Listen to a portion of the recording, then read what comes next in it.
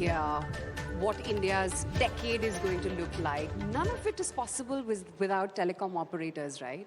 And given that now it's only a two-player market, must be putting a lot of pressure on you. I first of all disagree with that. It's not a two-player market. I am quite certain Voda Idea would be there. BSNL is going to come in some form in a new avatar. So there's not going to be a two-player market, but yes, uh, quite clearly behind the entire digital revolution, it is connectivity, and therefore the telecom networks are clearly very important. But tell me, about 15 years back, when I think we last interacted or we last physically met in Russell Khema when it was still a desert, right? You were the CFO of Bharti, I remember. From then to now, there were about what? More than a dozen telecom players? They're pretty much only one can count on one hand fingertips, right? What is it that you're doing right at Bharti? There must be something in your DNA for you to be able to last as one of the top 3 telecom providers in the country and still be growing. Well, I would say fundamentally we are a conservative company. And I guess if I was to give a very straight, crisp answer of what we did right, I think we kept our balance sheet very strong. So that's what we have been doing in this entire period when there were a lot of turmoil, many near-death experiences. And we always believed, and I always believe, that in difficult times, if you are a strong player, you become stronger. If you are weak, you perish. So we tried to keep our balance sheet very strong. And the result is that today, we have a very strong balance sheet.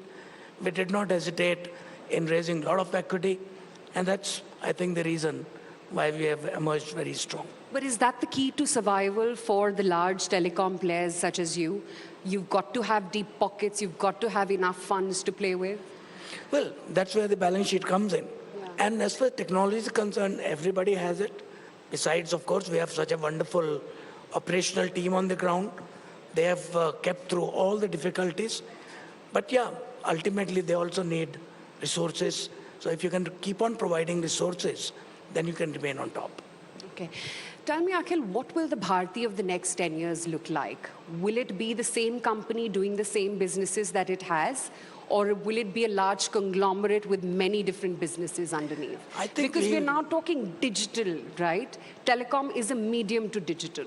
Would Bharti want to be an enterprise or a utilities company in that sense? First of all, I think we will be in the digital space primarily in providing networks.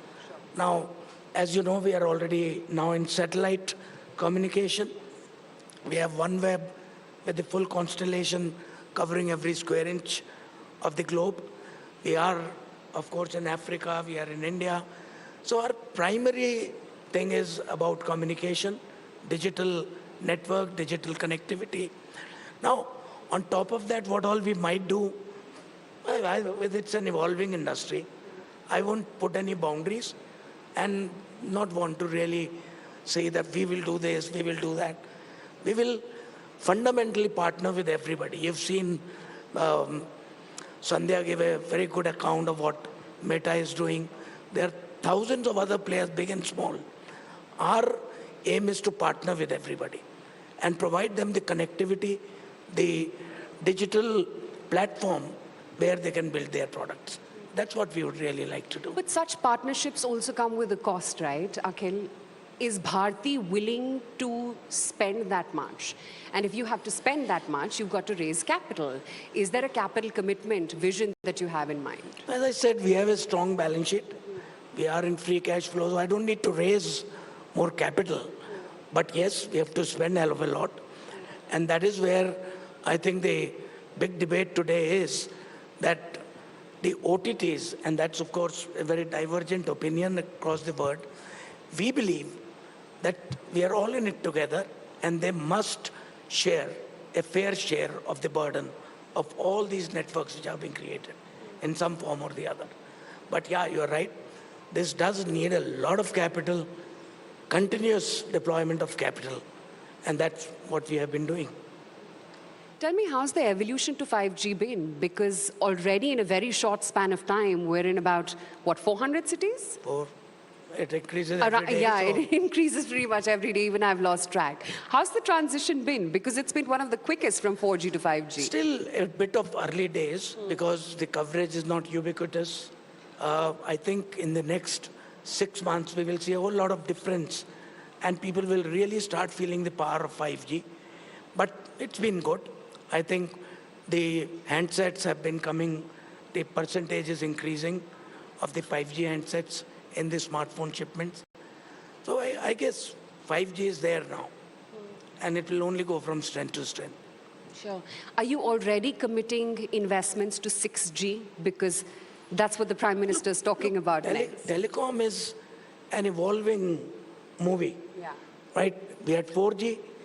As 4G started coming to an end, we had 5G. So the investment span shifts from 4G to 5G. At some point, it will shift from 5G to 6G. So we are not too worried about this aspect. But this is just an evolution. We'll go along with the evolution. At what point do you think 2G and 3G will cease to exist? And it'll only be 4, 5, 6? 3G is already gone, but 2G is still there in India because I think there is still a whole lot of customers who are not able to afford a smartphone. But matter of time, it will go. And what happens when pretty much all of India and all Indians have a smartphone with 5G? Do we have the bandwidth and the capability to handle that kind of volume? Yeah, that's exactly what we are doing. And when I say we, I'm not talking of Airtel, I'm talking of the telecom industry. We are collectively investing about 3 lakh crores. That's about $35 billion. In that, it includes spectrum, the equipment, the towers which are being created, the fiber networks which are being set up. And what that is doing, like in our case, our total capacity in the very first phase will go up from about 45 terabits per second to over 85 terabits per second. So this is about capacity creation because I believe telecom is a supply-led demand. The more you supply, the more demand will come up.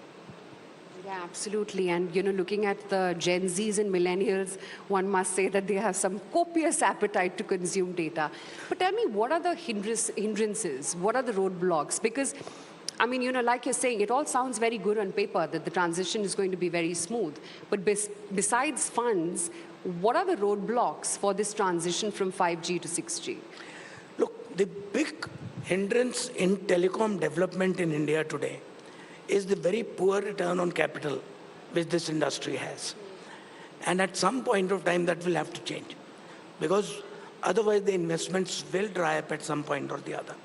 So return on capital is a big hindrance today.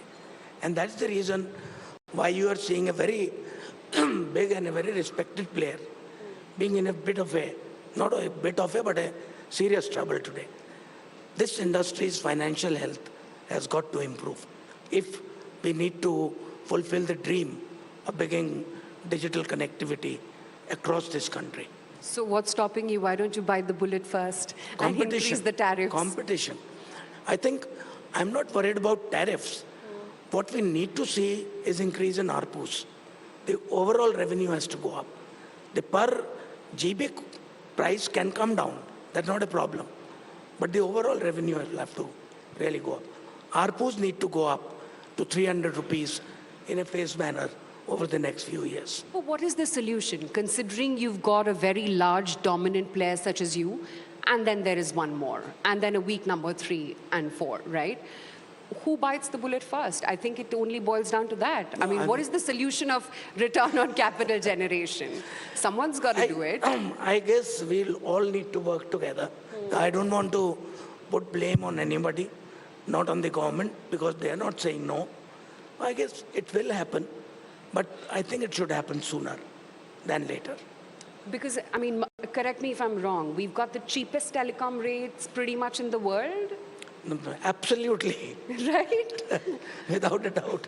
So you're saying that we should be ready to pay more for data and telecom services I think in days to come? Consumers are ready, but somehow as an industry we have not been able to come to an understanding of increasing the ARPUs so that this industry can be healthy. But what will happen? I mean, what will give up first? Either you lose subscribers or then you go in for a very, very gradual and slow increase in tariffs. Look, in India it will have to be gradual. And I'm sure you walked this tightrope many a time. It will have to be gradual, but it has to be steady. And we do, from almost 200, need to reach 300 over a period of time. You know, by the end of the next financial year, I believe that 5G is expected to be present on a pan-India basis. Yeah. In the very near term, what is it that you at Bharti are doing for this smooth transition? Setting up networks, blowing up money, putting loads and loads of capital behind this. That's one thing which we are doing. Right. You also talked about, towers. Is that a business which is viable, and is that a business which is also a sort of deep fund sucking business, if I can call it Yeah, that? it needs a lot of capital. It's a good, very good business model, but I think we need at least 3 to 4 players for that business to be really viable. Right. Let's talk about Bharti Enterprises then. We've talked about what the vision is going to be at Bharti. You've talked about funds. You've talked about the hindrances. But in the next 5 years, how is it that Bharti becomes one of the sole providers to India's next decade? What provider? One of the sole providers, one of the major providers for India to be able to reach its digital dream. We are already. I don't need to wait for 10 years for that. We are a major provider for everything which is happening in the digital world. It is riding on our networks. Without the networks, none of this is possible. So we are already a very major player in this whole digital ecosystem. Mr. Gupta, apart from being a telecom provider and a key one at that, there's also Airtel Payments Bank. And that business of yours is profitable. What's the vision to take that forward? Because that is also a space where there is immense competition. Well, Bharti and Airtel have always been about inclusive growth. If you looked at our journey in telecom, we started from Delhi, and we are now in 17 countries, including India. But everywhere it's about inclusive growth. We believe Airtel Payment Bank is another big opportunity to take banking to the unbanked, and that's what we are doing. So that's the aim, and we also believe it's a profitable journey. It's a journey full of potential, so we look forward to developing that bank. Now give me a headline, tell me how much of money are you deploying from the rights issue, or are you going for another round of fundraising anytime soon or not? There's nothing on the horizon. Nothing right on the now. horizon. Don't need to raise more money right now. Adequate cash in the books? Absolutely. Okay, great. We look forward to the digital future that Bharti has in store. Thank you so much for taking time.